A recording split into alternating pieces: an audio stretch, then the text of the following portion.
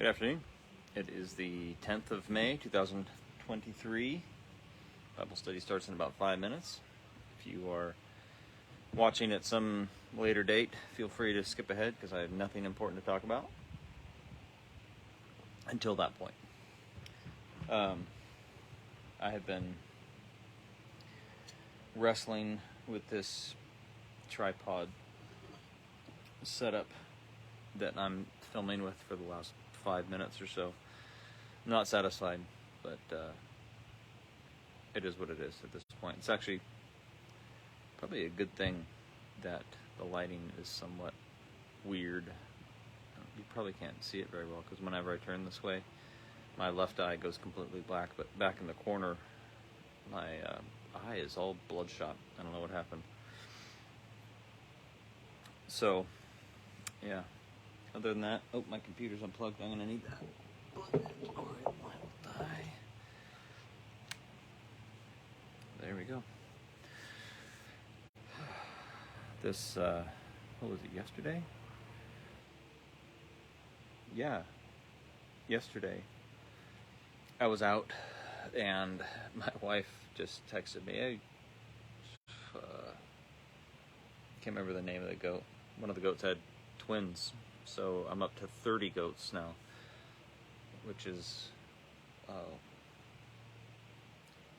like twice as many goats as I need. But it's one of those really good years to have more goats than you need. I don't know if it's coming up on the microphone, but I can hear one of my neighbors mowing his lawn, and there's been a guy over there on the weed whacker all day long. I'm sure you hear it all day long too. Everything has grown so fast, but not for me so much because my goats are keeping it down. Something is creaking off to the left of me.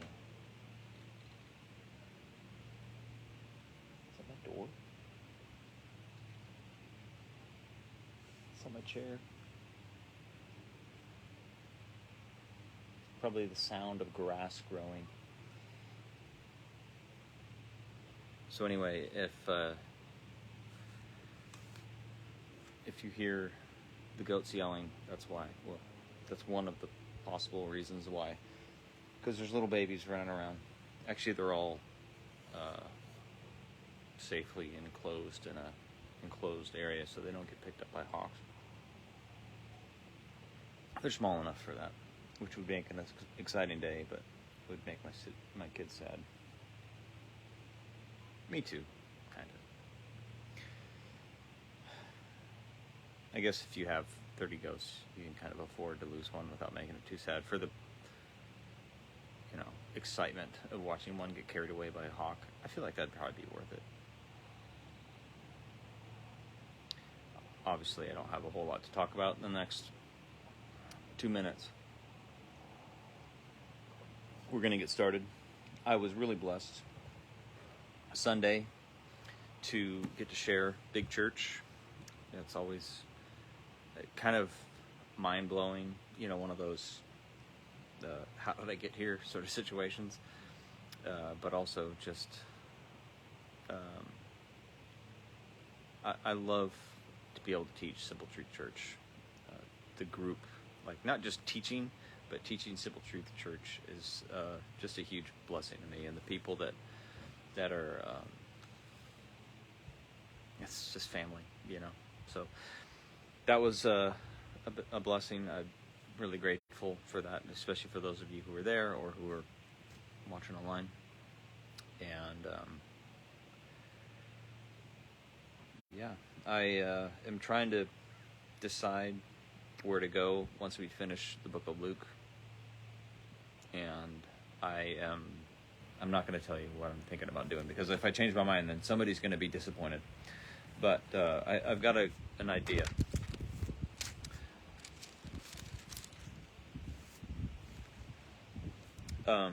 Anyway, so I guess it's 5 o'clock. I'm ready. Are you ready? Let's pray. Lord, I thank you for the opportunity for us to be in your word, Lord. I'm so grateful for the way that you teach us. I'm so grateful for the way that you take your word and you show us how it applies to us today, here and now, in our lives and our day-to-day life of caring for our families, caring for our friends, people around us, Lord, dealing with our enemies, all of those things. Lord, I'm so grateful for your word and the way it leads us, and I pray that you would lead us now. Teach us from your word. Put your words into my mouth and be glorified by all that we have to say and do today. In Jesus' name, amen. What a beautiful day. The wind started blowing while I was praying. This is my first day, well, my first night teaching in shorts. It's awesome. Anyway, so we are in Luke chapter 22, and we're going to pick up in verse 54 today. And as I mentioned on Sunday, if you were there, it's been a while that we've been in Luke chapter 22. It's been like almost a month. But when you realize that there's, 71 verses in Luke 22, makes sense. A little more sense, at least. It's funny because, there's quite a few chapters of Luke that are just, 20 verses long or 30 verses long, and then you have one that's just, I don't know why, that whoever decided where the chapters and verses are going to go in the Bible, they just figured, no, Luke 22, it's going to be super long. Anyway, if all goes well tonight, we're going to finish Luke 22. On Sunday, we got to look at the betrayal and arrest of Jesus, as well as Jesus' prayer in the Garden of Gethsemane. Gethsemane. I couldn't say it on Sunday. Apparently I can't say it tonight either. But, Jesus is praying for God the Father to take the cup away from him, and then Judas, the betrayer, shows up to lead the crowd arresting Jesus. And, of course, this is where Peter, and we're going to talk about Peter primarily tonight, pulled out his sword and attacked the crowd. And Jesus prevented that from happening. He submitted to the crowd who came to arrest him, and the apostles fled at that point. And so that's the moment, or like the in-between moment, that we ended at on Sunday. And so the next thing that comes up here is Peter's denial. And so as we're going to read about Peter's denial, I thought it would be best for us to go back just a little bit further in Luke 22 and read about when Jesus predicted that Peter was going to deny him.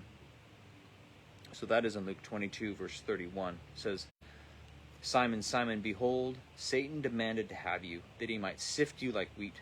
But I have prayed for you, that your faith may not fail.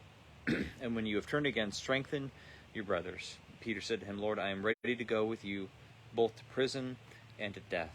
Jesus said, "I tell you, Peter, the rooster will not crow this day until you deny 3 times that you know me." So, of course, that's part 1 of Peter's denial, is this whole prediction. So this is going to be part 2, and we're going to pick up in verse 54. "Then they seized him and led him away, bringing him into the high priest's house. And Peter was following at a distance. And when they had kindled a fire in the middle of the courtyard and sat down together, Peter sat down among them." So even though all of the disciples fled at the point when Jesus was arrested, some of them had second thoughts, or they at least were curious enough to follow Jesus and see what was going to happen to him. So Peter followed. It says Peter followed at a distance, and the book of John tells us that John himself was with Peter. In fact, it was the fact that John was known by, or known to, the high priest that got Peter and John into the courtyard. Here, I'll read it. This is John 18, verse 15 and 16. Oh, I'm in John 19. That makes it hard.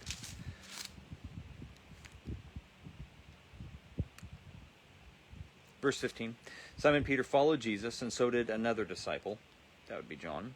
Since that disciple was known to the high priest, he entered with Jesus into the courtyard of the high priest. But Peter stood outside at the door. So the other disciple, who was known to the high priest, went out and spoke to the servant girl who kept watch at the door and brought Peter in.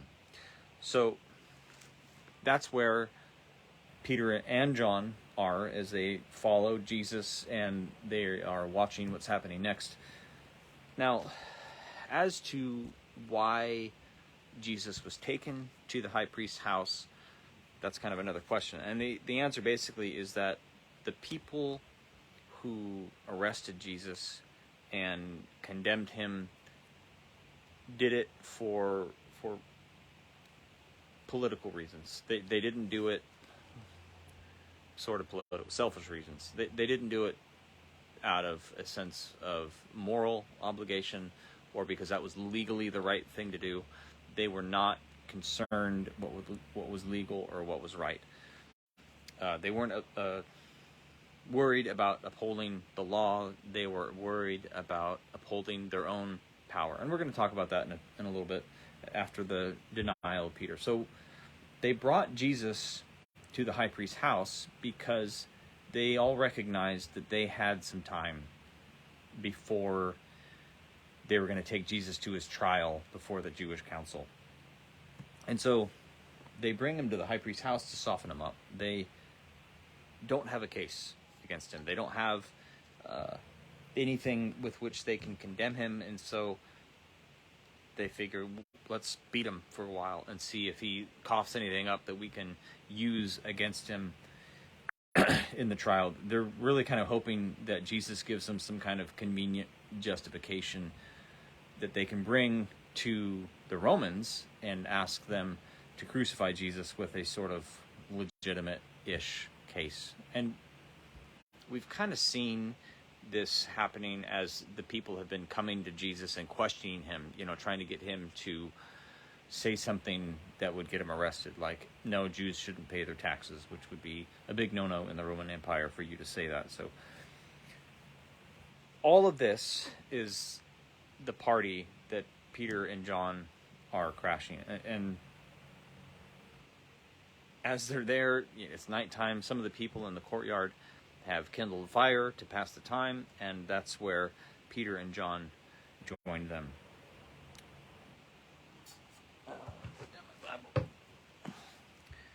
Verse 56. Then a servant girl, seeing him as he sat in the light and looking closely at him, said, "This man also was with him." But he denied it, saying, "Woman, I do not know him." Now, the wording in this is interesting to me, and it's that wording, actually, that's the reason that I kind of kept harping on the fact that John was with Peter also, especially in that courtyard. John, it says in the book of John, John was known to the high priest. The high priest knew who John was, and that's how he got on the door.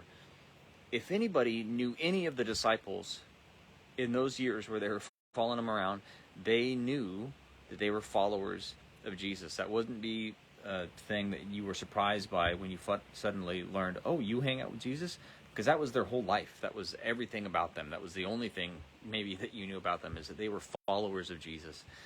And so the people who knew John in that courtyard would have already known that John was a follower of Jesus. I think this is just my opinion, and it's based on just purely speculation, so you don't take this to the bank or anything.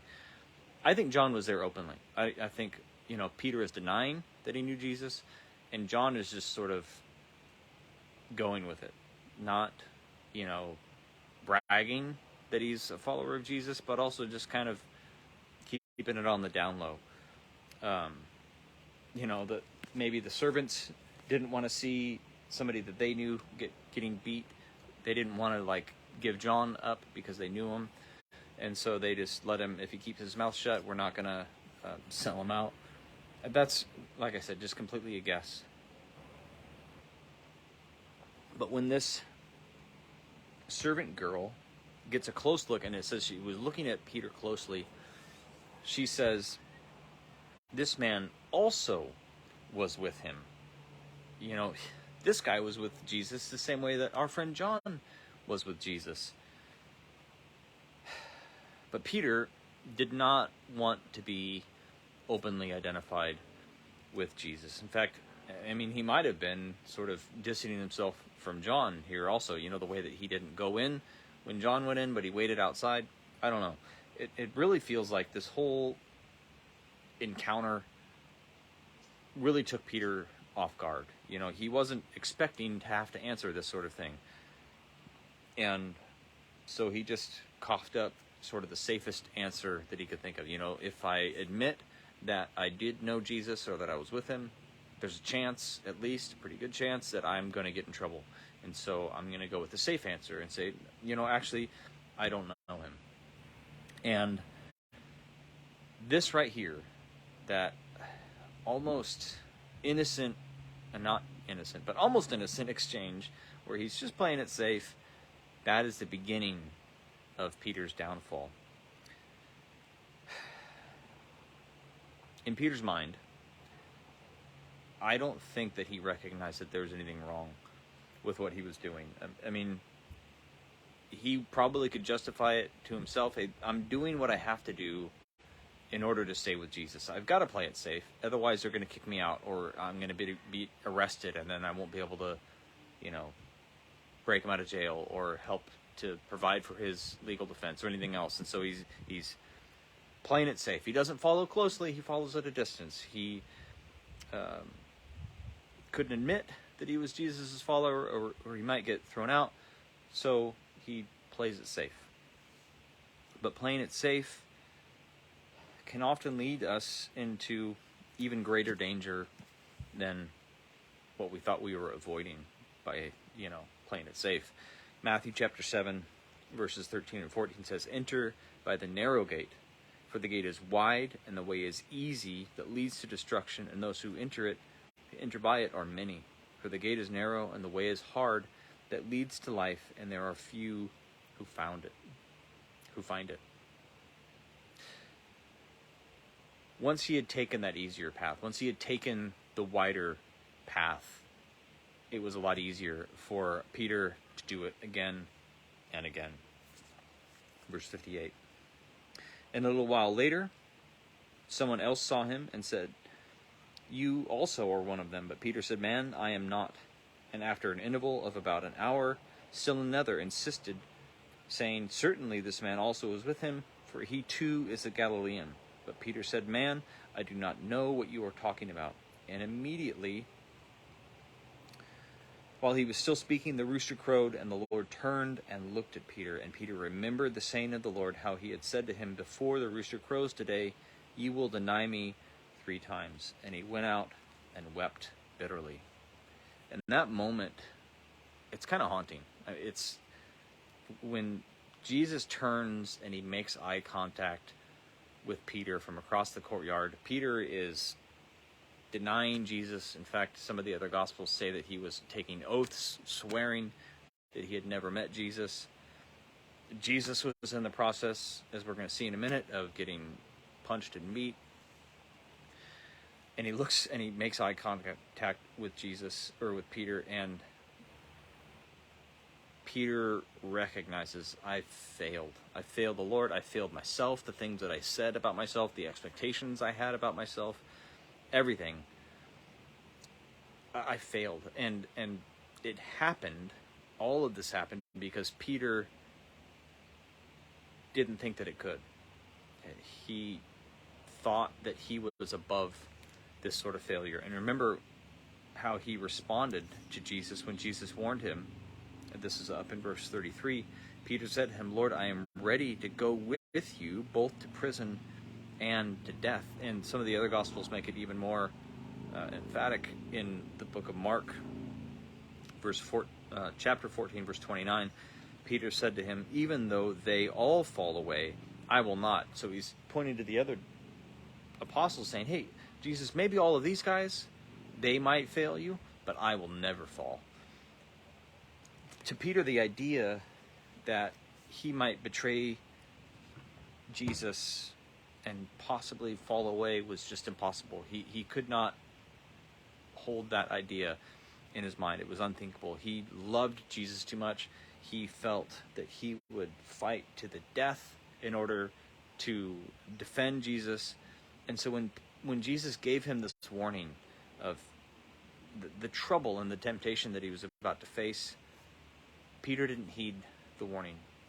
And I think that Peter's biggest problem here, beyond, ignoring the warning that Jesus gave him, is that he was so hyped up and he was so prepared for what he expected to happen that he couldn't conceive of anything differently happening. He was all ready to turn left.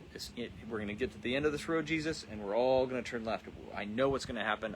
There's no way I'm going to mistake that. And that Jesus is planning to go right. And so he wasn't ready. He's beating his chest about how brave he is. He's making these bold claims. I'm going to go with you both to prison and death. I'm ready for it all. He even, when Jesus tells the apostles, hey, if anyone doesn't have a sword, they should sell their cloak so that they can buy one. And Peter's in there, hey, we've got a sword. And he's patting his sword. We've got one, Jesus. We're ready. Because he was so fixed on this idea, he failed to heed Jesus' warning. He didn't take his advice when Jesus brought him to the garden and said, hey, here's your opportunity. You're going to be tempted. Pray that you have the strength to get through the temptation. Instead, he slept. And then when the soldiers arrived, he had this idea of how things were going to go and how he was going to save the day. And so he didn't even wait for Jesus to lead. He just runs out in front and starts attacking the crowd. And here's the thing. The things that Peter said about himself were true in a way. He was ready to fight to the death for Jesus. The crowd that came against him was better armed. There was more of them than the apostles. It was incredibly brave what Peter did to go out and attack.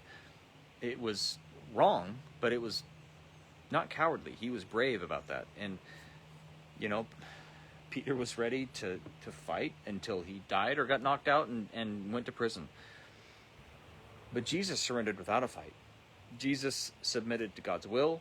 He submitted to the soldiers who came to arrest him. And Jesus continued to submit, even to the point where Peter is in this courtyard. He's watching Jesus take a beating. And he's not fighting back. He's not defending himself. He's not doing anything to stop what's happening. Isaiah chapter 53 verse 7 says, he was oppressed and he was afflicted, yet he opened not his mouth. Like a lamb that is led to the slaughter, like a sheep that before its shearers is silent, so he opened not his mouth. Peter wasn't ready for any of that. He was ready for heroics. He was ready to go down in a blaze of glory. He was not ready for humiliation. He was ready to fight a soldier, but he was not ready to have a little girl tease him about being friends with Jesus. So he fell, and he didn't even see it coming before it was too late. And he thought he needed to be brave enough. He thought he needed to be manly enough, but it wasn't about anything of that. It was because he was too proud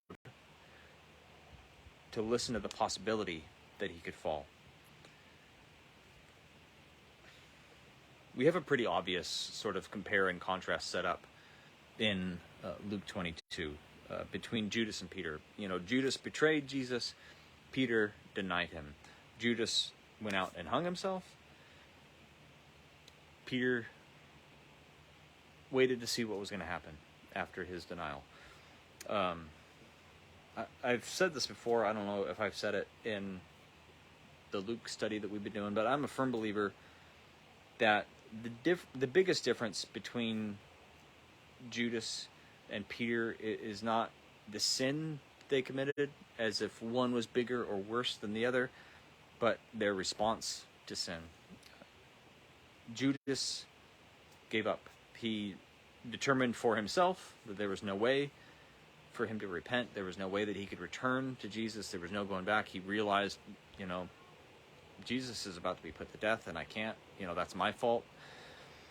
And so he gave up, and he killed himself. But Peter held out hope. He, I'm sure that he felt as hopeless as Judas. He didn't see any way that he could possibly earn his way back or redeem himself, but he waited in some kind of hope, and that hope is almost palpable when you read the stories about Peter and John running to the tomb, and Peter going inside the tomb to see where Jesus is. You can see that hope, and the hope I think Peter recognizes finally is not in himself. It's not that he is going to somehow muscle his way through anymore, but his hope is only in God. And you can see that in the book of John, when Peter is redeemed, when Jesus talks to Peter after his resurrection about what happened. This is John 21, starting in verse 15. And when they had finished breakfast, Jesus said to Simon Peter, "Simon, son of John, do you love me more than these?" And he said to him, "Yes, Lord, you know that I love you." He said to him, "Feed my lambs." He said to him a second time, "Simon, son of John, do you love me?" He said to him, "Yes, Lord, you know that I love you." And he said to him, "Tend my sheep." He said to him a third time, "Simon, son of John, do you love me?" Peter was grieved because he said to him the third time, "Do you love me?" And he said to him, "Lord, you know everything. You know that I love you." And Jesus said to him, "Feed my sheep. Truly, truly, I say to you, when you were young, you used to dress yourself and walk wherever you wanted. But when you are old, you will stretch out your hands, and another will dress you and carry you where you do not want to go." This he said to show by what death he was to glorify God. And after saying this, he said to him, "Follow me." So that is the end of the story of Peter denying Jesus. In the book of Luke, we kind of just get this, he went out and wept bitterly, but we see that 3 times he denied Jesus, and 3 times Jesus gives him the opportunity to declare his love for Jesus, and Jesus gives him this instruction: take care of other people, feed my lambs, feed my sheep. Moving on in the book of Luke 22, verse 63. Now, the men who were holding Jesus in custody were mocking him as they beat him, and they also blindfolded him and kept asking him, "Prophesy, who was it that struck you?" And they said many other things against him, blaspheming him. When the day came, the assembly of the elders and of the people gathered together, both chief priests and scribes, and they led him away to their council, and they said, "If you are the Christ, tell us." But he said to them, "If I tell you, you will not believe, and if I ask you, you will not answer. But from now on, the Son of Man shall be seated at the right hand of the power of God." So they all said, "Are you the Son of God then?" Then he said to them, "You say that I am." Then they said, "What further testimony do we need? We have heard it ourselves from his own lips." So, as we said before, nothing about this trial has anything to do with right or wrong or legality in either the Jewish or the Roman legal system. This was, that's not what the people who were arresting Jesus and charging him were at all concerned about. If you look again in the book of John, chapter 11, there's quite a few times actually that the Gospels record that Jesus' enemies were plotting against him. This one takes place after he raised Lazarus from the dead. John chapter 11, verse 47. So the chief priests and the Pharisees gathered the council together and said, "What are we to do? For this man performs many signs. If we let him go on like this, everyone will believe him, and the Romans will come and take away both our place and our nation." But one said, But one of them, Caiaphas, who was the high priest that year, said to them, "You know nothing at all, nor do you understand that it is better for you that one man should die for the people, not that the whole nation should perish." He did not say this of his own accord, but being high priest that year, he prophesied that Jesus would die for the nation, and not for the nation only, but also to gather into one the children of God who were scattered abroad. So from that day on, they made plans to put him to death. Our place and our nation is the whole story. It's pride, and it's, it's funny because they can't deny that Jesus had power. They say it even in here, that he does these many signs. Where does that come from? How does he do that if it's not from God? Where does that come from? They couldn't disprove anything that he said. They couldn't catch him in any sort of sin, any sort of rebellious thought against or claims against Rome. They knew that he was right, but they couldn't admit it. They instead pretended that what they cared about was the safety of the Jewish nation, but it was really their pride that mattered. And we see that in the beating of Jesus, as they are blindfolding him so that he can't see what's happening, and they beat him and they mock him. They put him on trial as if they cared about whether he was guilty or innocent. All of that shows their hatred. They weren't doing this because they loved their nation. They were doing this because they hated Jesus. If it was just for, hey, sorry, you're inconvenient to the safety of, national security or whatever, there wouldn't have been this torture or mockery. They would have just, got their black ops guys to go take them out in the middle of the night or something. But it's there, all of that is in there because Jesus was a threat not to the nation, but to their pride. And of course that continues to this day. People hate Jesus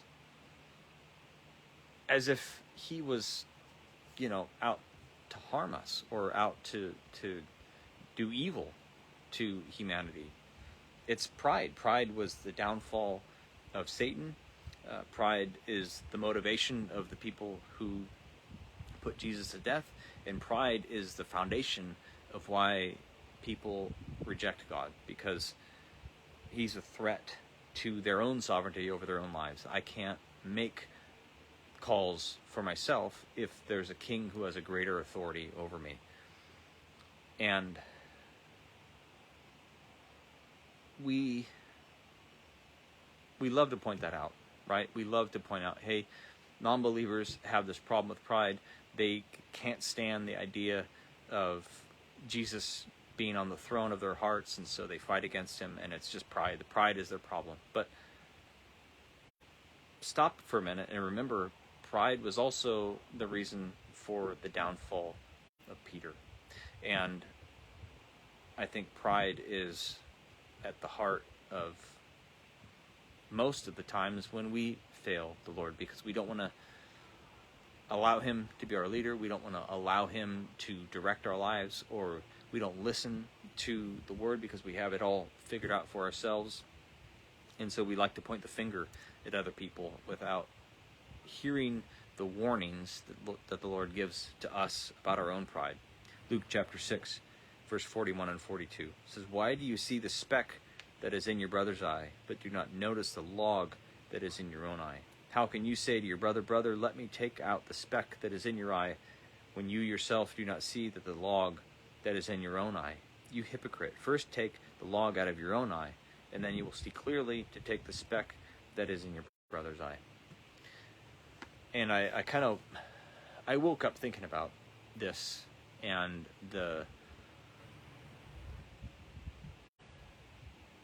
ordeal that Jesus went through, and the hatred that people were showing towards Jesus as they not only executed him because they felt that he was wrong, but they mocked him and they beat him and they tortured him, which was not at all necessary to accomplish their goals, but it was done because of selfish pride and hatred, and how